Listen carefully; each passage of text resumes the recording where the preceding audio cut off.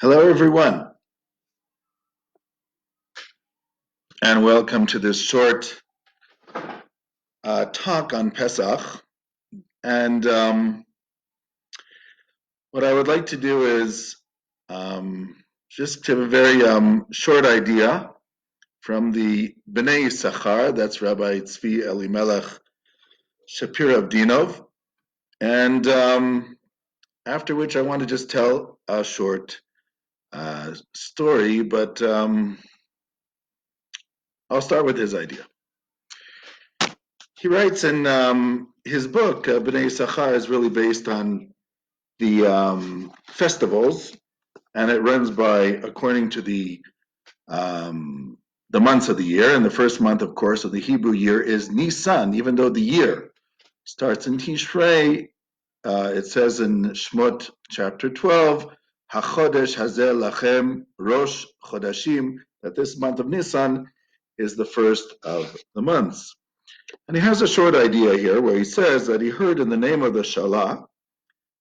Shalah is actually the name of a book, Shnei Luchot HaBrit, by Rabbi Yeshayahu Horowitz of Prague in the 16th century, that the three mitzvahs of Pesach, matzah, and maror, meaning the paschal offering, the eating of the matzah, the unleavened bread, and the maror, the bitter herbs, represent the three patriarchs, Abraham, Isaac, and Jacob. It says, why does Abraham is represented by the matzah?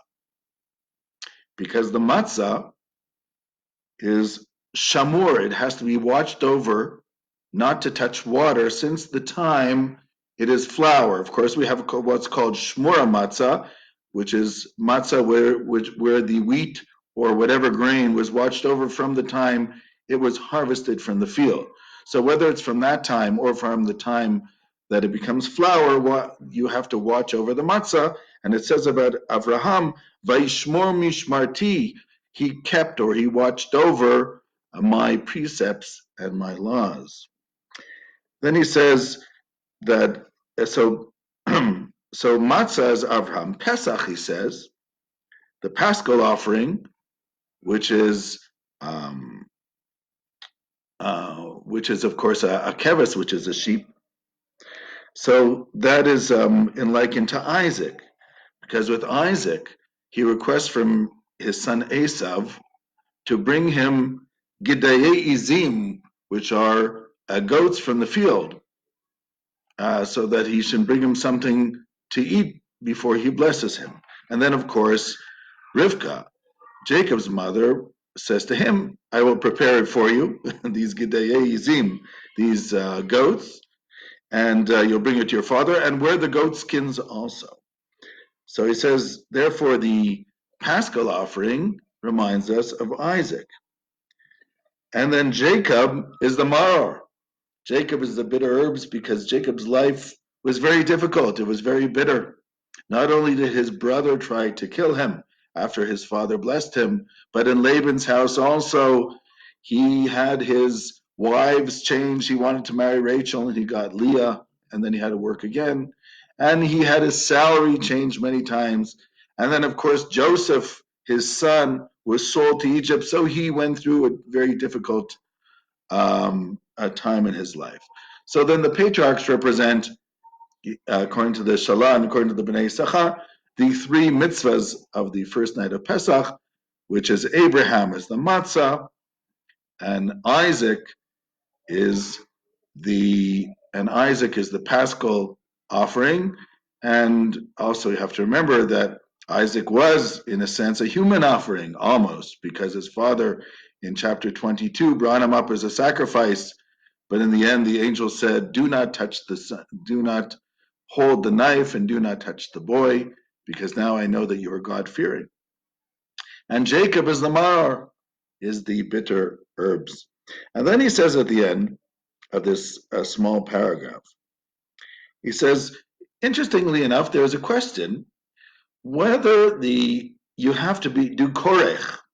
It's called the matzah sandwich, what we do at the Seder, which is the proof that it was not Colonel Sandwich who created the first sandwich, but it was Hillel in the first century who came up with the idea of the sandwich, and it says that Hillel haya korech, he would sandwich together the Paschal offering together with the moror inside the matzah, and that's how he would eat it. And today we do the sandwich between the matzah and the moror because we don't have the Paschal offering. So he tries to examine that based on this idea. He says, well, if today our sandwich is the matzah, now the matzah, of course, represents Abraham. He says, now in Kabbalistic literature, as in Hasidic literature, Abraham represents love, loving kindness. And whereas Isaac represents fear and judgment, or the fear of judgment. And Jacob represents rachamim, or compassion and mercy. So he says, if you think that you have to do this korech, if you have to put them all together in a sandwich, that means sandwiching the three attributes. But he says the way we do it today, we don't have the Paschal offering. If the Paschal offering represents Isaac, that means that fear and judgment we leave out of the sandwich. We leave only loving kindness and compassion. He says, sounds like a better sandwich to me that has only loving kindness and compassion. However, he says, in biblical times, meaning in temple times, we had to have the Paschal offering too. What does that mean? Why would we want a sandwich which has on the one side loving kindness and compassion, meaning the matzah and the maror, which is Jacob, and also to put in Isaac, which is judgment, and which is both judgment and fear. He says, because, and I will paraphrase this, life is complex. It doesn't only have love, it doesn't only have kindness, it doesn't only have compassion. It has moments of fear. It has moments when we feel judged by ourselves, by our peers, by God. And that's what life is. It's more complex. It's never always good, and it's never always bad. It's like the story about the chassid comes to the Rebbe, and he says, Rebbe, what can I tell you? The world is so terrible, and people are so awful. The Rebbe says, let's take things in proportion. Number one, the world isn't that terrible, and you know what? You're not that righteous either. So you have to look at the larger picture. There is love, there is kindness, there is fear, there is judgment, there is compassion. And we have to know how to pick and choose and use those things and those qualities which will help us and build us up. Because even the negativity has its time. Sometimes when you use fear without letting the fear overcome you, it teaches you what to do.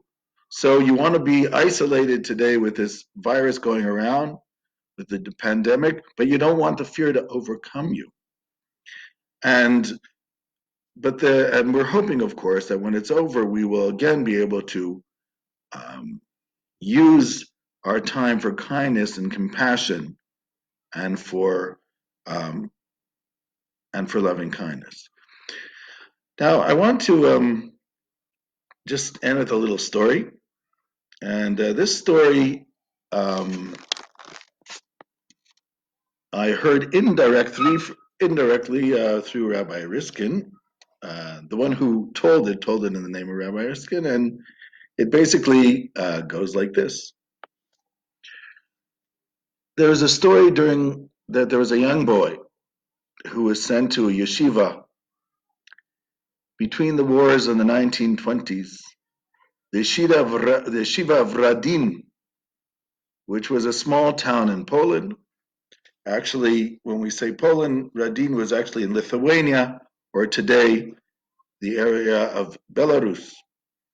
Radin was also known not only as a place which had a yeshiva, but it was also the town of the chafetz chaim, Rabbi Israel Meir HaKohen, the famous legalist who wrote probably the most popular work on the Shulchan Aruch in the 20th century, the Mishnah Brura, and also work on gossip, which is called the chafetz chaim, and that's why he was referred to as the chafetz chaim, he who seeks life.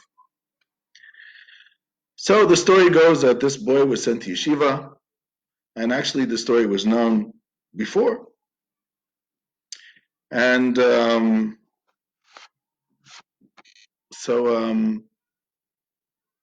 story goes, okay, so the way it was told was, but I'll just tell you the story first. So the story goes that there was this boy, and he was studying in the yeshiva in Radin, but he was studying there because his father sent him there, and he wasn't so sure he wanted to be in the yeshiva. And in this story, he decides to do something against the yeshiva and lights a cigarette on Shabbat in the Beit Midrash. And right away, the mashgiach, the one who's in charge of the boys, grabs his arm, throws him out of the Beit Midrash, walks him down the stairs to the exit. And as he walks him down the stairs, and they're about to leave the Beit Midrash of Radin, they bump into the chafetz chaim, the famous Rabbi Israel Meir Cohen. The chafetz chaim looks up at the mashgiach, says to him, "What's the problem?" Mashgiach tells him, "This boy has been problematic." Tells him what he did. Chafetz chaim says, "Give him to me." Okay, who's going to say no to the chafetz chaim?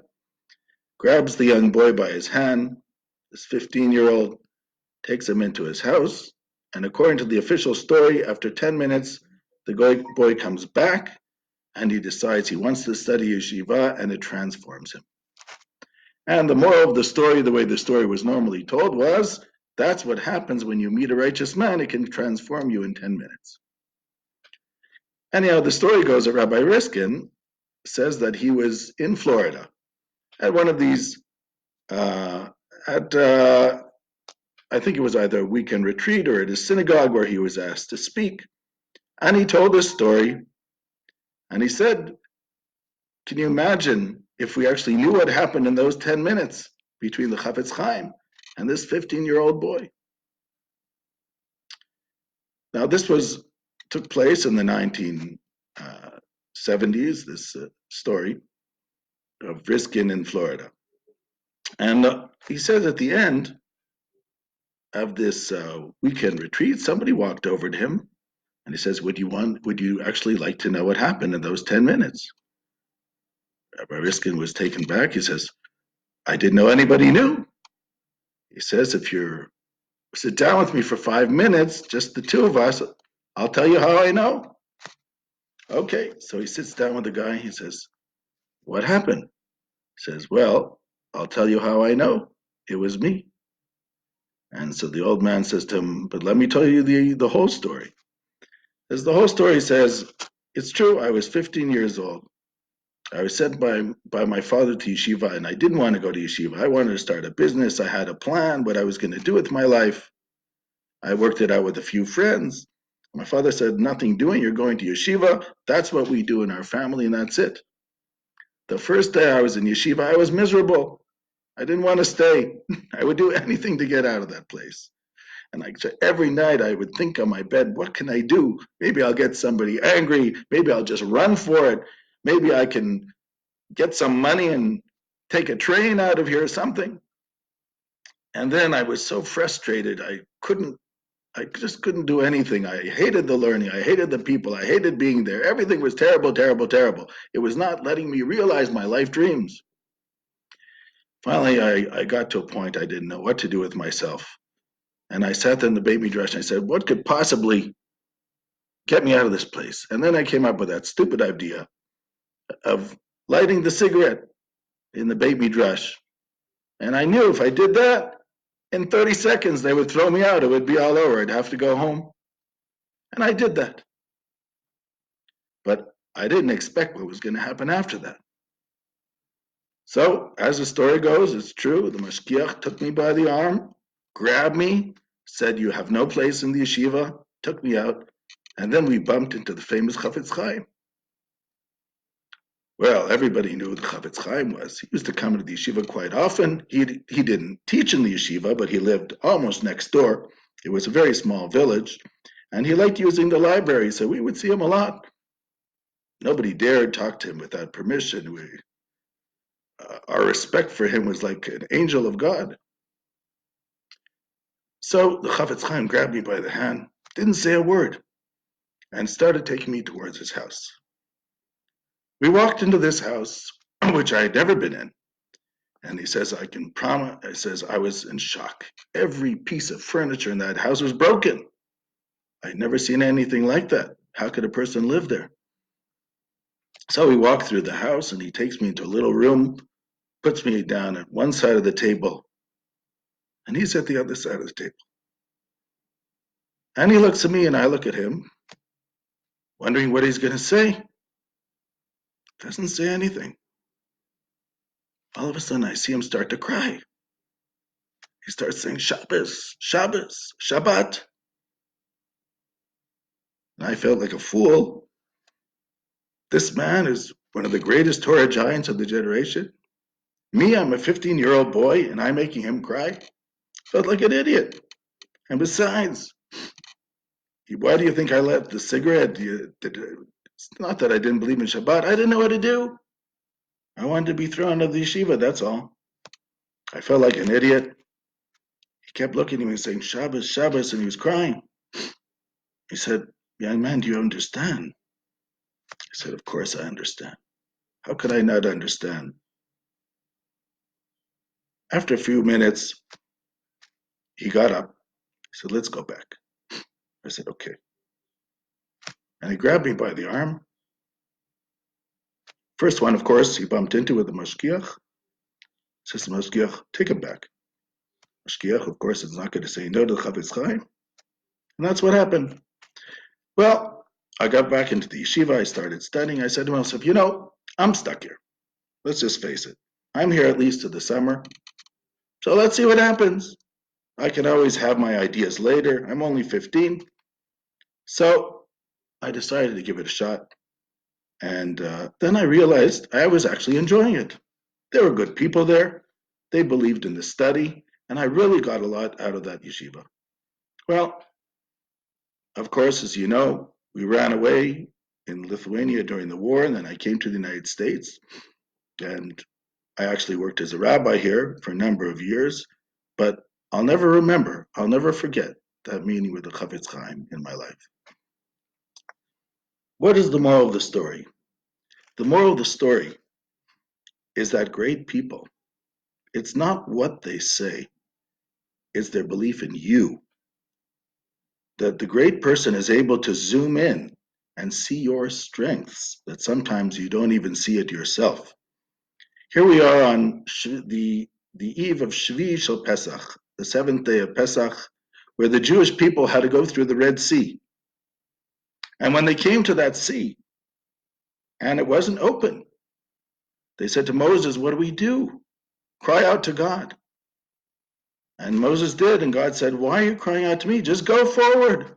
Just do it. But nobody wanted to do it. So there was one fellow, Nachshon ben Aminadav, who married the sister of Aaron. And he said, God says, go forward. You go forward. So he walked into the water. The water didn't split, the Midrash says. Went up to his waist. The water didn't split. It went up to his shoulders. The water didn't split. When it got up to his nose, so he was in the water, he said, it's got to split, God. And then it split. When you have determination, what we call in Hebrew mesirut nefesh, then things can really happen, because at that point, you can actually change your life. And that's what the message of the seventh day of Pesach is. Sometimes when we get to points of duress, that's where we can look for that extra strength to go forward. And that extra strength is really what we all need today. Moadim lesimcha, chagim uzmanim lesasot.